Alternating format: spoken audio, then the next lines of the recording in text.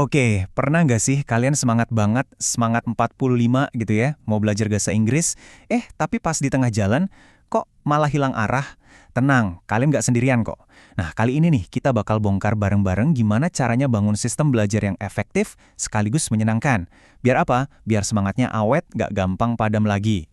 Haha, kayaknya kalimat ini familiar banget ya buat banyak orang. Kita semua pasti pernah ada di posisi ini. Beli buku yang tebel-tebel, daftar kursus online, tapi baru beberapa minggu semangat yang tadinya menggebu-gebu kok tiba-tiba hilang gitu aja? Kenapa ya begitu terus? Ini jadi pertanyaan besar kan? Kenapa siklus semangat terus menyerah ini kayaknya berulang terus? Apa kita yang kurang motivasi? Atau jangan-jangan ada yang salah sama cara kita belajar selama ini? Ternyata, kuncinya itu bukan maksa diri buat termotivasi setiap saat. Itu capek banget dan gak realistis. Solusi sebenarnya adalah menciptakan sebuah sistem. Jadi semacam kebiasaan-kebiasaan harian yang ringan dan asyik sampai akhirnya belajar bahasa Inggris itu terasa otomatis, bukan lagi sebuah beban. Siap?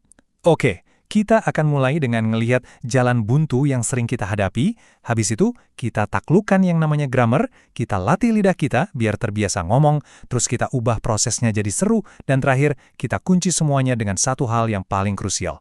Yuk, kita mulai! Oke, bagian pertama, jalan buntu belajar.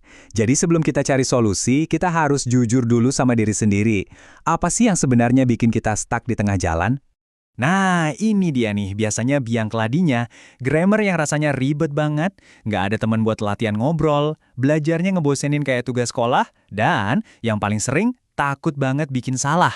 Ayo, ngaku, ada yang relate? Tantangan-tantangan inilah yang bikin kita seringnya maju mundur cantik. Sekarang, ayo kita hadapi momok nomor 1, grammar. Banyak banget yang nganggap ini bagian paling susah. Padahal ya, kalau kita tahu triknya, grammar itu bisa jadi senjata ampuh kita loh. Stop, lupakan soal menghafal 16 tenses sekaligus. Itu sih resep jitu buat pusing 7 keliling. Mendingan, fokus aja ke 3 pilar utama waktu. Present, untuk sekarang, past buat yang udah lewat, dan future buat masa depan. Kalau 3 ini aja udah kamu kuasai, wah, kamu udah bisa komunikasi dengan jelas di hampir semua keadaan. Coba deh lihat bedanya. I want help itu nggak salah, bener kok. Tapi I would like some assistance kedengarannya jauh lebih profesional kan? Nah, inilah kekuatan grammar. Bukan cuma soal bener atau salah, tapi soal gimana cara kita menyampaikan pesan dengan lebih berkelas, apalagi di dunia kerja.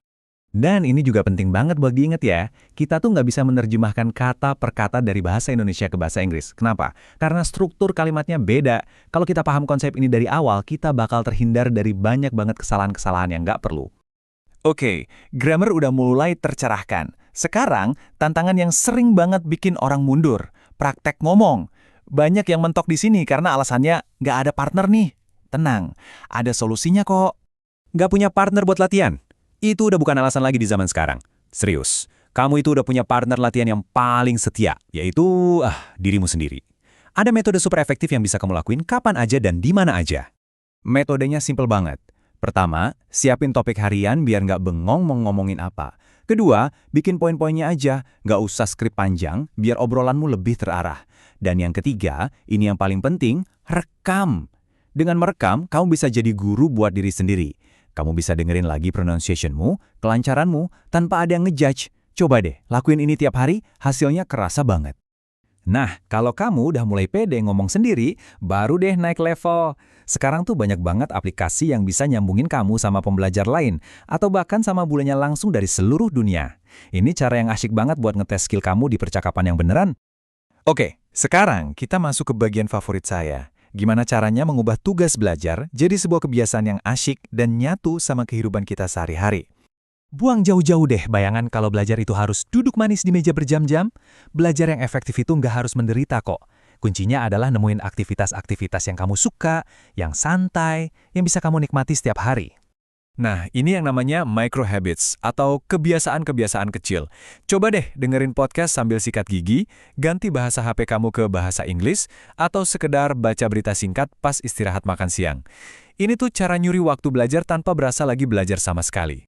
Yuk, Ubah hiburan pasif jadi latihan aktif. Jangan cuma dengerin lagu, tapi coba deh baca liriknya, cari artinya. Jangan cuma nonton film, tapi aktifin subtitle bahasa Inggrisnya dan coba tangkap kalimat-kalimat baru. Dengan cara ini, waktu santai kamu jadi waktu produktif. Keren kan? Kita udah ngebahas soal grammar, ngomong, sama bikin kebiasaan seru. Sekarang, kita sampai di bagian paling puncak. Kunci yang bakal menyatukan semuanya dan jadi penentu keberhasilan kita dalam jangka panjang. Jadi butuh waktu berapa lama sih? Nggak perlu berjam-jam. Cukup 15-20 menit aja setiap hari. Beneran, sesingkat itu. Itu kan cuma sekejap, kayak kamu nge-scroll media sosial atau minum kopi. Kuncinya cuma satu, lakukan setiap hari. Jadi tolong banget ingat ini ya. Kebiasaan kecil yang diulang terus-terusan setiap hari itu jauh lebih nampol efeknya buat otak kita daripada belajar maraton berjam-jam tapi cuma seminggu sekali. Percaya deh. Dan yang terakhir, tapi nggak kalah penting, ubah cara pandangmu soal kesalahan. Bikin salah itu bukan artinya gagal loh, itu justru bukti kalau kamu lagi mencoba dan berproses. Setiap kesalahan itu satu langkah lebih dekat ke kelancaran. Jadi beranilah untuk salah. It's okay. Jadi ini rangkumannya ya, anggap grammar sebagai alat bantu, bukan monster. Sadari kalau kamu bisa latihan ngomong kapan aja, bahkan sendirian. Selipin bahasa Inggris ke dalam hobimu biar asik. Dan yang paling penting, fokuslah pada konsistensi harian yang singkat, bukan durasi yang panjang. Penjelasan ini nggak akan ada gunanya kalau cuma didengerin. Jadi saya mau ninggalin kamu dengan satu pertanyaan penting. Dari semua cara santai yang udah kita bahas, kebiasaan kecil mana sih yang paling mungkin buat kamu mulai besok pagi? Pilih satu aja, dan mulailah dari sana. Selamat mencoba!